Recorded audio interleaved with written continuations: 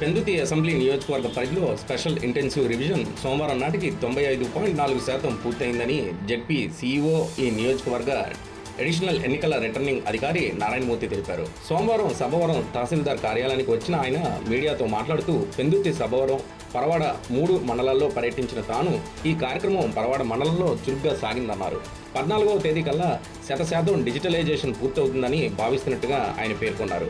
సభవరం మండలంలో మొత్తం 68 పోలింగ్ కేంద్రాలు పరిధిలో 60,599 మంది ఓటర్లు ఉండగా అందులో 29,608 మంది పురుష ఓటర్లు, 30,997 మంది మహిళా ఓటర్లు ఉన్నారని తెలిపారు. తహసీల్దార్ అరుణ్ చంద్ర పర్యవేక్షణలో 38 పోలింగ్ కేంద్రాల్లో 984 మంది మృతులు ఉండగా 290 మంది ఓటర్లు డబుల్ ఎంట్రీలుగా, 1544 మంది డోర్ లాక్డ్గా గుర్తించినట్టుగా తహసీల్దార్ అడిగి చెప్పారు. 357 మంది పర్మనెంట్ మైగ్రేషన్గా బిఎల్ఓలు కనుగొన్నారని తెలిపారు. ఈ మొత్తం ఓటర్ల జాబితాకు సంబంధించి ఈ 21న డ్రాఫ్ట్ పబ్లికేషన్ చేస్తామని, సెప్టెంబర్ 22న ఫైనల్ పబ్లికేషన్ చేయడం జరుగుతుందని నారాయణమూర్తి తెలిపారు. 10% తగ్గిపోతారని భావిస్తున్న వారికి సంబంధించి మరో నెల రోజుల్లో అభ్యంతరాల పరిశీలనకు గడువిస్తామని వారు పేర్కొన్నారు. ఈ సమావేశంలో తహసీల్దార్ అరుణ్ చంద్ర, ఎంపీడీఓ పద్మజులు పాల్గొన్నారు. చెప్పండి. అందరికీ నమస్కారం. పెందుర్తి నియోజకవర్గానికి సంబంధించి మనకి అదనపు ఈఆర్ఓగా వేయడం జరిగింది. మనకి ఎస్ఐఆర్కి సంబంధించి 2 మండలాలు పూర్తిగా మనం బాధ్యత తీసుకోవడం జరిగింది. ఇక్కడ సబ్బవరం అలాగే పరవాడ మండలాలు, ఇక్కడ తహసీల్దార్ గారు అలాగే ఎంపీడీఓ గారు, అదేవిధంగా పరవాడ తహసీల్దార్ గారు, ఎంపీడీఓ గారు, ఈ 4 ఈఆర్ఓల కింద ఉన్నారు.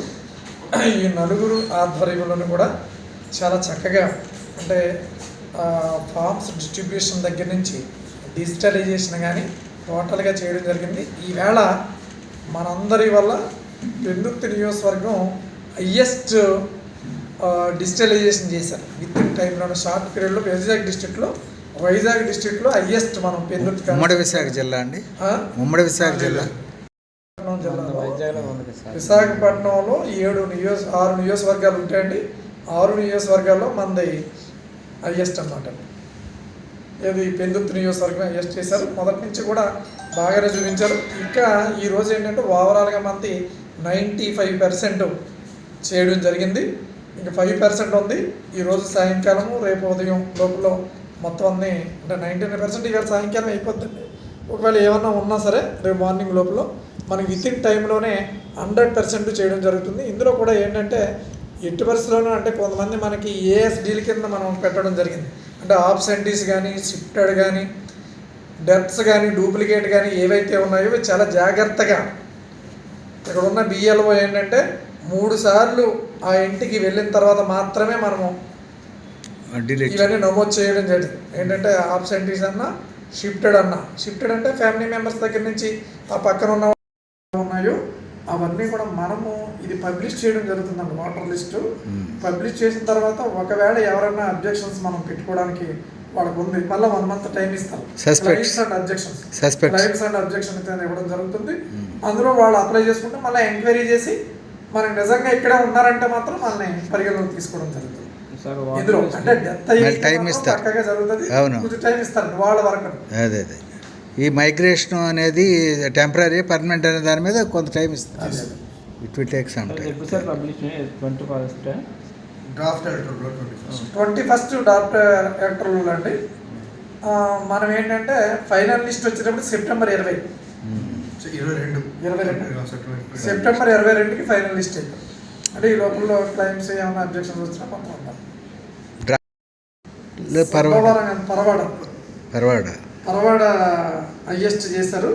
తర్వాత సభవరం. సార్ మిగిలిన ఈ 10% ఓట్లు ఏం చేస్తారు సార్? ఏది మిగిలిపోయారు కదా వరకు కాదు కదా, అవన్నీ ఏఎస్డీలో ఉన్నాయండి. అంటే ఆబ్సెంటీస్ కానీ, షిఫ్టెడ్ కానీ, డెత్ కానీ, డూప్లికేట్ కానీ అండి, అవి అందులో ఉన్నాయి. అంటే మ్యాక్సిమం మాకు ఇందులో వచ్చినాయి ఏంటంటే షిఫ్టెడ్ అండి.